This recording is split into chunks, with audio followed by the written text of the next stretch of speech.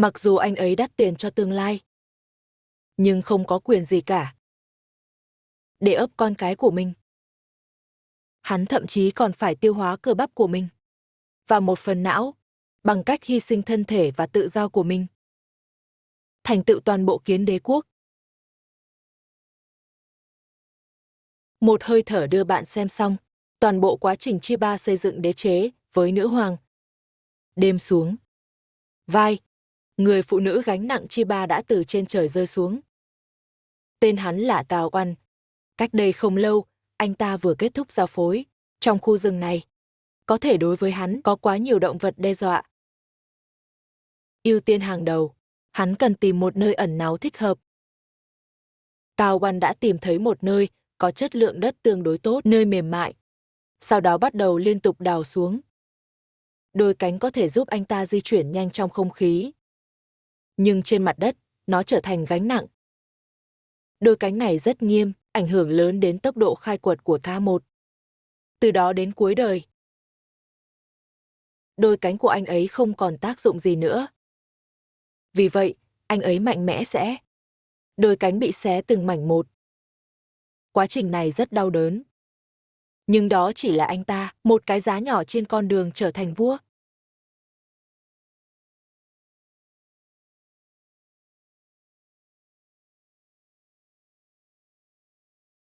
Cao Oăn đã đào một cái hang đủ hoạt động.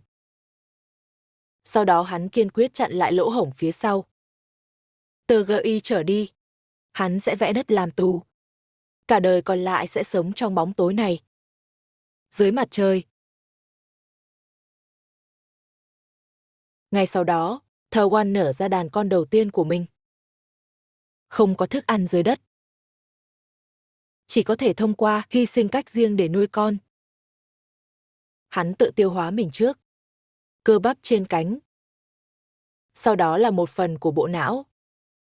Lô đầu tiên được nuôi dưỡng bởi K1. Quá trình từ tính đầy đủ, rất nhỏ.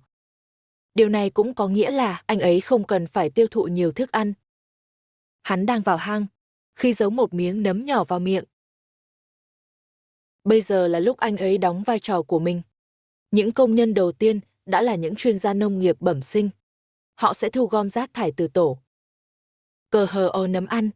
Ngay sau đó, toàn bộ hang động trở thành một vườn nấm. Các kỹ thuật viên bắt đầu thu thập các loại nấm nhọn nhất cho chúng ăn. Sau này, họ đưa thức ăn đến miệng của K1 để chúng thưởng thức. Với sự phát triển điên cuồng của nấm, chỉ dựa vào phân bón trong hang, đã không thể đáp ứng tiêu thụ của họ. Nghề thủ công nhỏ bé không còn có thể gánh vác trách nhiệm nặng nề này nữa. Cao Oăn cần một lô hàng thủ công mạnh mẽ hơn. Đi ra ngoài tìm thức ăn. Vì vậy, anh ấy đã ấp ra lô hàng thứ hai ngay sau đó. Hàng thủ công của lô này và đợt trước có sự thay đổi rõ rệt. Kích thước cơ thể của chúng lớn hơn nhiều lần so với lô đầu tiên và phát triển những quy trình đầu tiên. Không có giá đóng cửa. Cặp hàm dưới này được thiết kế riêng để cắt lá. Một nửa đợi cho đến khi chúng phát triển đầy đủ. Nhóm công nhân thứ hai ra khỏi cái hang này với nhiệm vụ của họ. Mục tiêu của chúng rất rõ ràng. Đó là sử dụng giọng điệu sắc bén của họ. Cắt lá. Sau đó đưa nó về tổ. Chiba bờ không ăn trực tiếp những lá này, mà là dùng những chiếc lá này để nuôi cấy bờ. Nấm trong tổ. Chỉ sau chưa đầy 2 tháng. K1 có một cái. Một đội quân kiến khổng lồ. Họ đủ để gánh vác tất cả các nhân vật đã ở trong. Nhưng K1 vẫn phải tiếp tục sinh sản. Để duy trì hoạt động của toàn bộ đế chế, các nghệ nhân sẽ nấm liên tục bao phủ cơ thể sau này. Cuối cùng nó bị chôn vùi hoàn toàn trong nấm. Lúc này sau này gần như hoàn toàn bị mất khả năng hành động. Nó sẽ liên tục sinh sản trong vòng vây của quân thật, đến cuối đời. Nhóm bờ phân công lao động rõ ràng, làm nhiệm vụ của mình, họ cùng nhau xây dựng toàn bộ đế chế kiến. Đây là một tên vô danh được đánh số K7. Hắn không có gì đặc biệt. Là một nghệ sĩ bình thường trong nghề thủ công. Giống như các nghề khác. Nó được sinh ra để thu thập lá cây. Sau đó chuyển nó về nhóm bờ. Lần đầu tiên hắn rời tổ, tham gia vào công việc bận rộn. Đối với K7 vừa ra khỏi tổ, cả khu rừng đầy nguy hiểm. Mặc dù tẩy hàng ngàn chị em để lại mùi hương, nhưng thiếu kinh nghiệm hắn, nhưng không cẩn thận bị lạc đường. Hắn đến một nơi mà nhóm bờ chưa từng đến. Một cái bẫy được sắp xếp cẩn thận bởi ấu trùng kiến. A7 bước vào. Ấu trùng sắc bờ ẩn đột nhiên tấn công hắn. Hắn kẹp chân của K7. Sau đó dùng hết sức để kéo nó đến bên cạnh. Nếu bị xác bờ kẹp vào bụng, hắn sẽ không có cơ hội sống sót. Tôi đẩy vào cuối đời. Máy bơm khắc đá gửi đi mong muốn sống sót mạnh mẽ. Hắn kỳ tích thoát khỏi trói buộc của thi thể bờ. K7 có thể chết trên đường vận chuyển lá, nhưng sẽ không chết ở đây. K7 dựa vào mùi hương để tìm thấy lực lượng lớn. Sau đó lập tức lao vào công việc bận rộn. Khi cắt lá để thu thập lá, thậm chí có thể leo lên tầng 10. Đi thu thập những chiếc lá mềm trên cùng. Tời mặc dù chỉ dài 10mm. NHNG sức mạnh và sức chịu đựng của anh ta thật đáng kinh ngạc. Cắt lá với hàm dưới mạnh mẽ, chiếm một nửa trọng lượng của toàn bộ đầu. Họ có thể dễ dàng chia lá. Toàn bộ nhóm bờ có một chiến lược thu thập rất rõ ràng. Họ không lấy toàn bộ lá của cây, ánh sáng đầy đủ, mà là mỗi cành cây thu thập một lượng nhỏ. Bị lá chảy ra đủ không gian phát triển. Bộ não của cây kim chỉ to bằng một cái kim. NHNG ý tưởng và hành vi của chúng để bảo vệ tài nguyên. Nhưng nó đáng để học. Thời tiết trong rừng rất khó dự đoán. Mặc dù lá đã có thể cảm nhận được sự thay đổi áp suất khí quyển, nhưng đôi khi những cơn mưa bất ngờ làm chúng mất cảnh giác. Khi Bảy cắt xong chiếc lá cuối cùng, hắn cảm giác được cơn mưa sắp tới. Hắn nhanh chóng mang theo lá cây rời đi. Một em gái nhỏ hơn trèo lên lá. Đi nhờ xe. Cả nhóm bờ chạy đua với thời gian về phía bờ siêu chạy đi. Họ biết rõ cơn mưa sẽ giết chết họ. Nhưng nhóm bờ sẽ không bỏ cuộc để tăng tốc độ. Lá đã được thu thập. Tẩy không phải là người mạnh nhất. Và vì lý do anh ấy mang theo em gái, tốc độ sẽ không nhanh lắm. Nhưng anh ấy không cần phải vượt qua các chị em của mình. Hắn chỉ cần vượt qua mưa lớn là được. Tôi đẩy mang theo em gái. 5 chiếc lá đã về nhà an toàn, nhưng vẫn còn hàng ngàn con kiến 7 lá. Không về kịp. Nước mưa rửa sạch đường về nhà của chúng và mùi. Họ không thể làm gì được. Trước khi cái chết đến, họ vẫn không từ bỏ chiếc lá trong tay.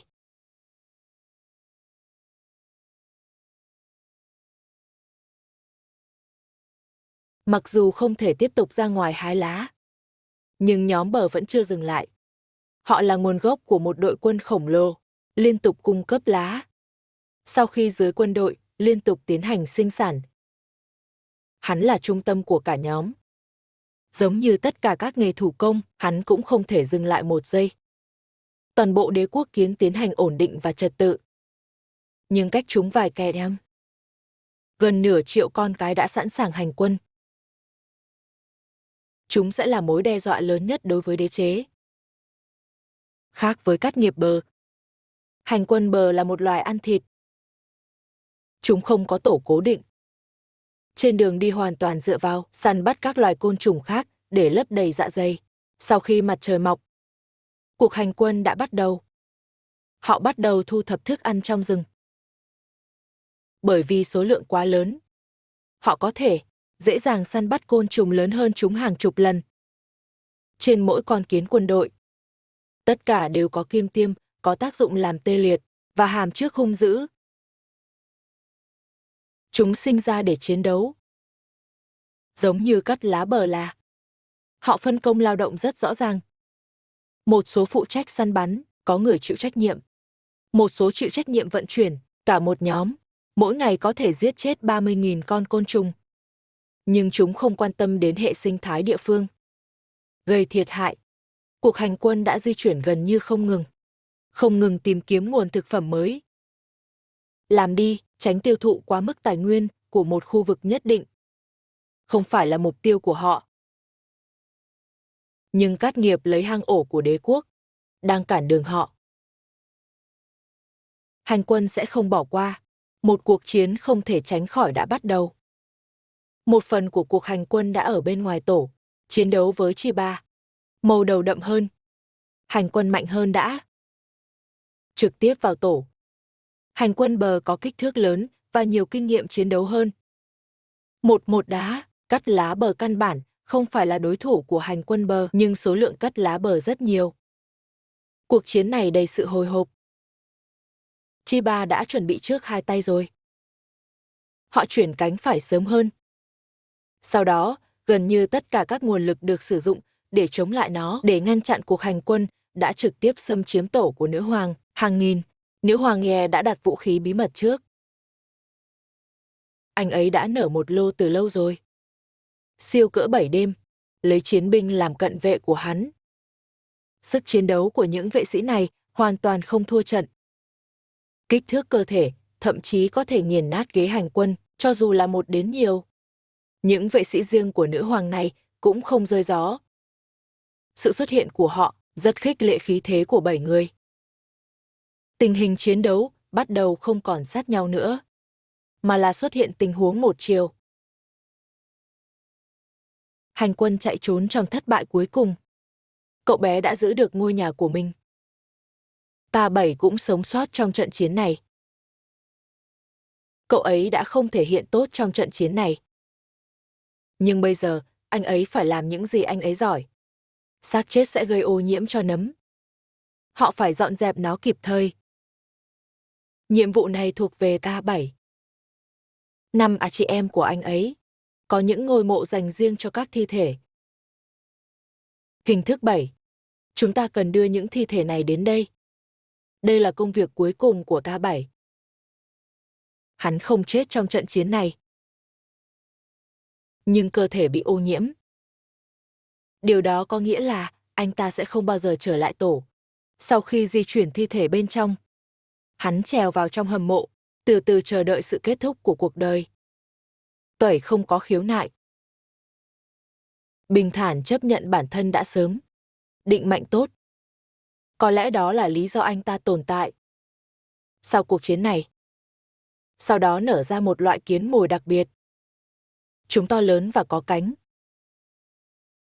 Trước đó, tất cả những con kiến mồi nở ra sau này đều là con cái, nhưng đây là lần đầu tiên một số con đực xuất hiện. Những con kiến bay có cánh này sẽ bay ra khỏi tổ vào ban đêm, giao phối với các loài kiến bay khác trong nhóm bờ. Tiếp tục huyết thống của K1 đến tương lai xa hơn.